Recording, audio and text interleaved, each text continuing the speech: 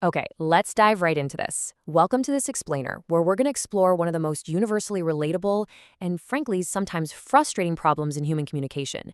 And that is, how exactly do we decode the hidden emotions of the people around us? I mean, think about it. Have you ever walked away from a conversation feeling entirely confused about what the other person was actually feeling? Or maybe you've desperately wanted to connect with someone, a friend, a partner, a coworker, but it felt like you were speaking two completely different emotional languages. You're just missing each other. Well, today, we're drawing from the incredibly fascinating insights in Chapter 4 of Charles Duhigg's work on Supercommunicators to uncover exactly how we can hear the emotions that no one actually says aloud. So picture this. Think about a time you asked someone what was wrong, and they looked right at you, totally deadpan, and said, "It's nothing. I feel fine." Right? We've all been there. On the one hand, you have their literal words telling you everything is okay. But on the other hand, you have the absolute physical reality of the situation. You're seeing crossed arms, a deeply creased brow, maybe downcast eyes avoiding your gaze. Everyday social puzzles like this require us to constantly read between the lines. Because if you take their words at face value, if you just hear, "I'm fine," and walk away, you are missing the entire story. The truth is, people rarely just announce their complex feelings in a clear, literal way. Instead, we have to look for the hidden emotional language that broadcasts their true state of mind.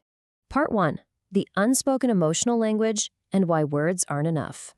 To really understand this, we have to look at this brilliant insight from Bill Prady. He's one of the writers and creators of the massively hit television show The Big Bang Theory. He noted that in script writing, you absolutely cannot just have a character walk into a room and clearly state, "I am mad that you are late for dinner." No one talks like that in real life. It's totally unnatural.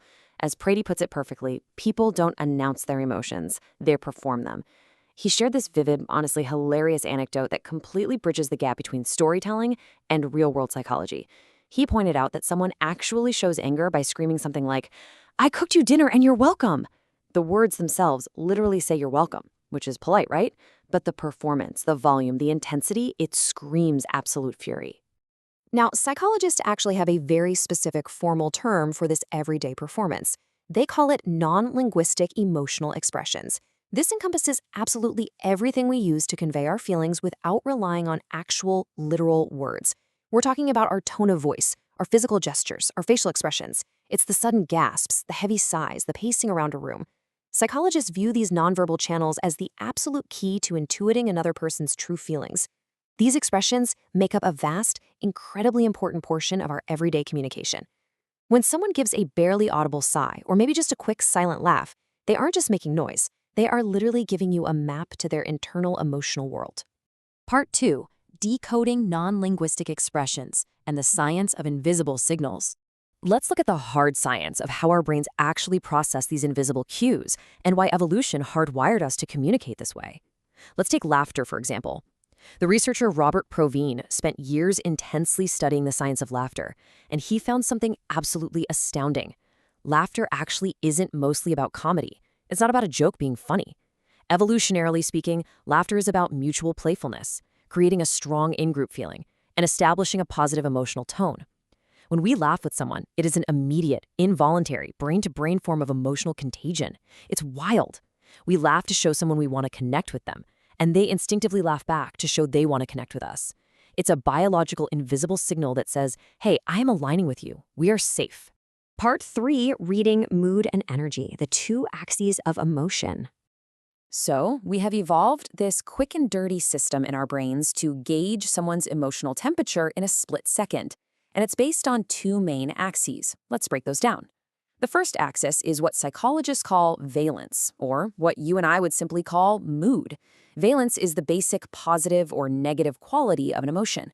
You know when you walk into a room and you instantly, just in your gut, feel that someone is tense. Or conversely, you walk in and immediately sense that they are relaxed and happy.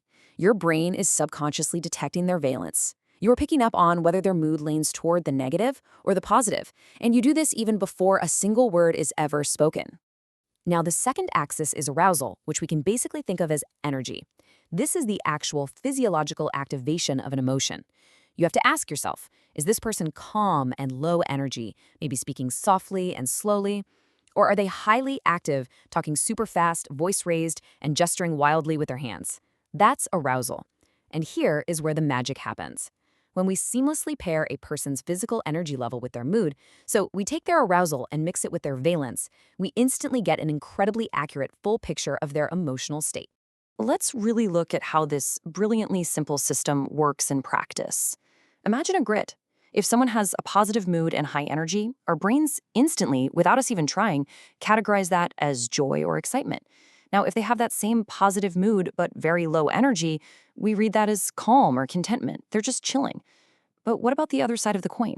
What if we detect a negative mood combined with really high energy? Boom, that's anger or frustration.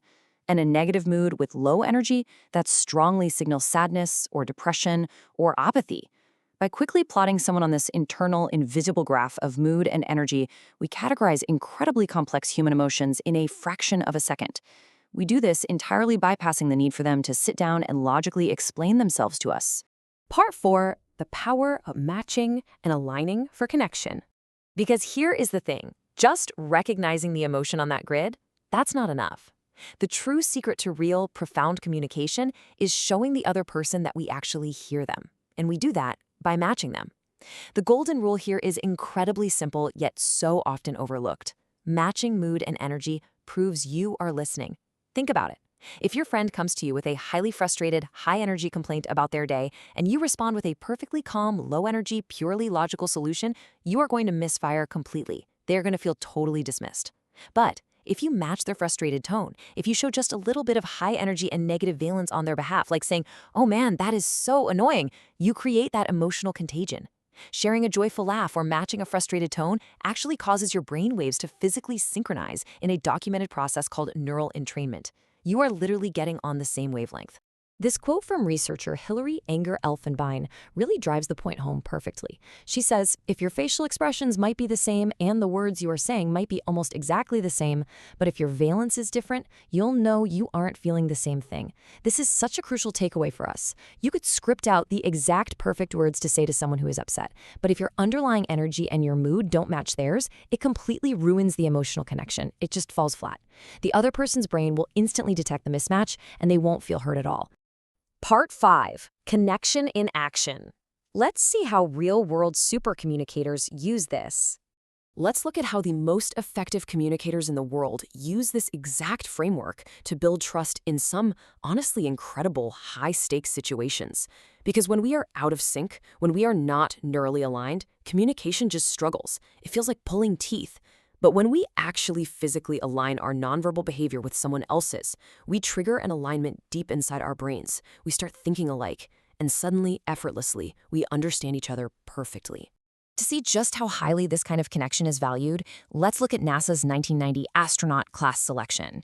The NASA psychologist at the time, a guy named Terry McGuire, was tasked with picking the absolute right candidates to send into the incredibly high-stress, dangerous, and totally confined environment of outer space. Do you know how he chose them? He obviously didn't just look at their physics degrees or flight hours. During the intense interview process, he specifically looked for their ability to align with his mood and energy. If he acted a bit down, did they soften their tone? If he got excited, did they match that energy? If they made it clear they were actively trying to match his emotional temperature, it proved to him that they took emotional communication seriously. And when you're trapped in a tin can millions of miles from Earth, that ability to connect and trust each other is exactly what makes a good astronaut. And we see this exact same principle being applied in modern technology too. There's a company called Cogito, and they make software that is widely used in modern customer service call centers today.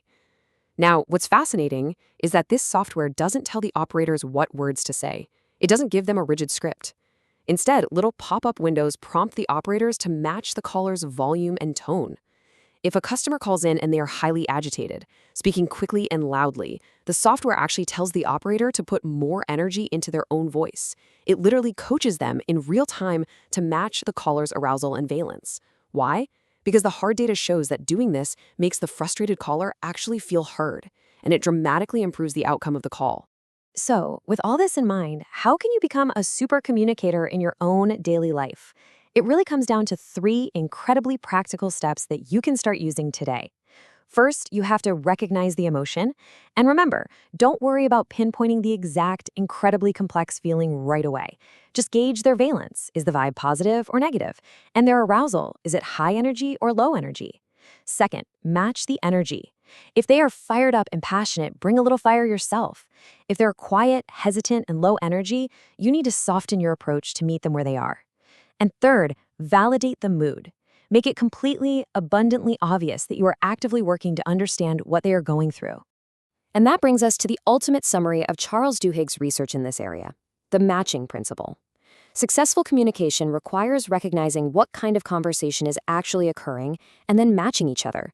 Whether it's a practical, logical conversation, a casual social one, or a deeply emotional one, your job isn't to just throw facts and solutions at the other person. Your job is to read their unspoken signals, align your brain with theirs through matching their mood and energy, and definitively show them that they are truly, deeply heard. So I want to leave you with this final thought, a question for you to really ponder the very next time you interact with a friend, a partner, or a colleague. The next time someone looks at you, crosses their arms, looks away, and claims, "I'm fine," in that next conversation, are you going to just listen to their literal words, or will you step up and match their energy? Because if you choose to match, you're not just communicating anymore, you're connecting. Thanks for joining me on this explainer, and I really hope you take these tools into your very next conversation.